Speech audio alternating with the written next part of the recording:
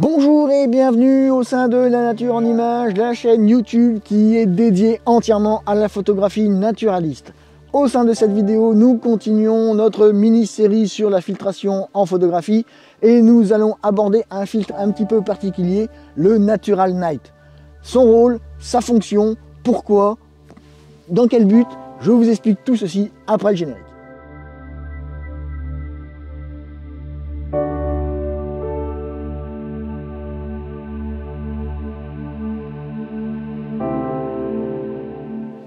Bienvenue à tous sur La Nature en Images et notamment dans cette mini-série dédiée à la filtration en photographie. Et dans cet épisode 4, nous allons aborder un filtre un petit peu particulier, le filtre Natural Night. Alors chez Nissi, chez d'autres marques, il a une autre appellation, mais c'est strictement la même utilisation. Vous allez voir de quoi il en retourne tout au long de cette vidéo. Alors, le Natural Night, qu'est-ce que c'est que ce filtre? Alors, comme énoncé tout au long des précédentes vidéos, vous avez compris que je monte un petit peu progressivement dans un petit peu la complexité de la compréhension de la filtration en photographie. Et là, le Natural Night, je l'ai passé en 4e position avant le filtre polarisant, puisque pour moi, le filtre polarisant, c'est un filtre qui est un petit peu très simple d'utilisation, mais un petit peu complexe de compréhension et de mise en œuvre. Le Natural Night, pour moi, il est un petit peu un cran en dessous parce qu'il faut comprendre certaines choses pour pouvoir bien l'utiliser.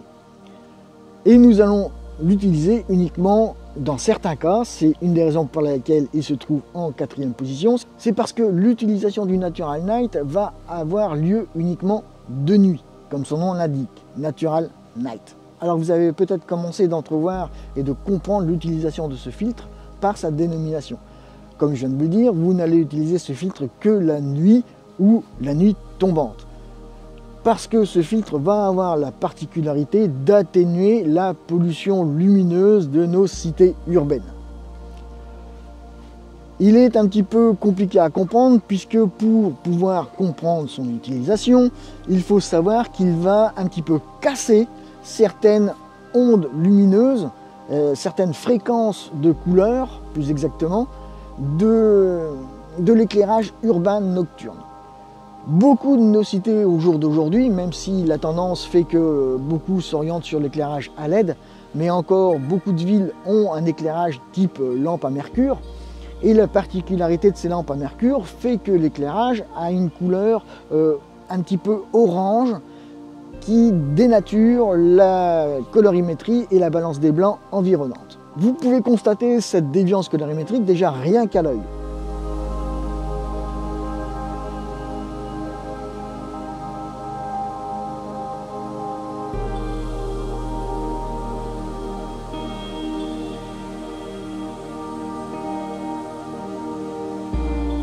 Puisque dans certains cas, lorsque vraiment les lampes à mercure sont vraiment un peu fortes, vous avez notion que la couleur qui vous entoure, enfin que les couleurs qui vous entourent ne sont pas vraiment naturelles. Elles ont une déviance colorimétrique qui est notée et notable, puisque vous l'avez encore une fois repéré rien qu'à l'œil nu. Eh bien, le Natural Night, lui, va venir un petit peu contrecasser cette déviance colorimétrique à ce niveau-là, et vous rebasculer sur une colorimétrie un petit peu plus neutre. D'où son nom Natural Night. Ce filtre va faire en sorte que les couleurs qui vont traverser l'objectif pour venir frapper le capteur soient beaucoup plus naturelles et beaucoup plus neutres. Attention, ce n'est pas un filtre miracle qui va, comme par magie, venir d'un coup de baguette modifier la balance des blancs et vous mettre une balance des blancs à 0 ou à 5300 Kelvin plus exactement, parce que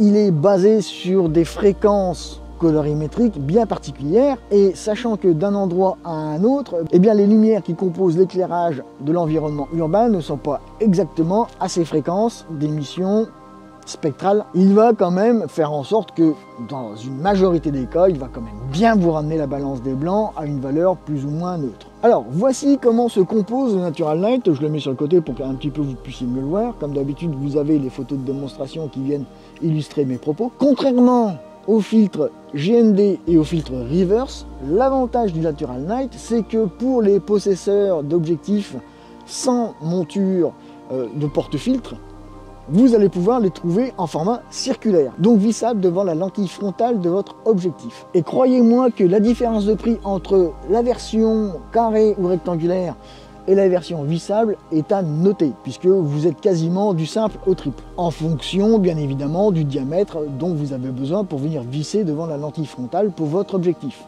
Parce que oui, évidemment, plus la superficie à couvrir est grande, plus le prix du filtre sera grand. Donc je vais venir un petit peu devant mon objectif, je vais vous mettre le Natural Night, vous voyez, comme ceci, et vous voyez ici qu'il y a une déviance colorimétrique qui apparaît sur la vidéo.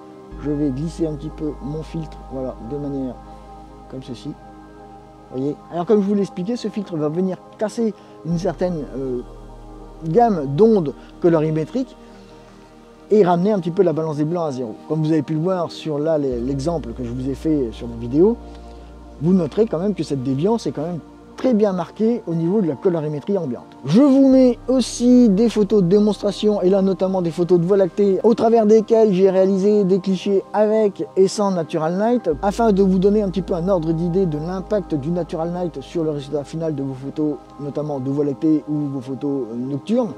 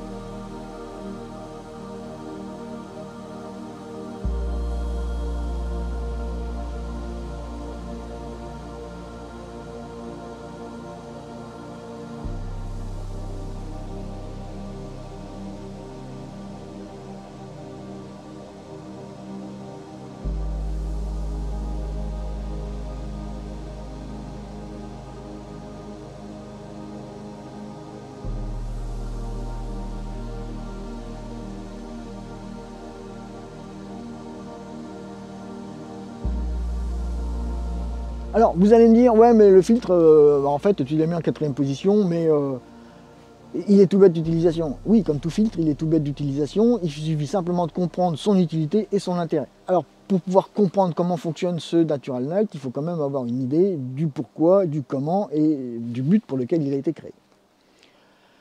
Encore une fois, j'espère que cette vidéo vous aura été utile, qu'elle vous aura apporté un petit peu d'éclairage sur la situation de la filtration en photographie. Je vous remercie de me laisser un petit pouce bleu si cette vidéo vous a plu. N'oubliez pas de vous abonner si mon travail vous plaît, de manière à pouvoir soutenir la chaîne. N'oubliez pas les visioconférences mensuelles, elles sont ouvertes à toutes et à tous. La première visioconférence est gratuite, il vous suffit simplement de m'en faire la demande par mail pour que je vous envoie le lien de connexion. Pour celles et ceux qui voudraient un petit peu s'abonner à ces visioconférences, allez voir sur mon site internet et tout y est référencé, tout y est expliqué et vous pourrez prendre des abonnements qui vous conviennent, que ce soit un abonnement individuel ou un abonnement collectif. Il y a tout expliqué sur le site internet. Sur ce, je vous dis, faites-vous plaisir, faites des photos et à bientôt.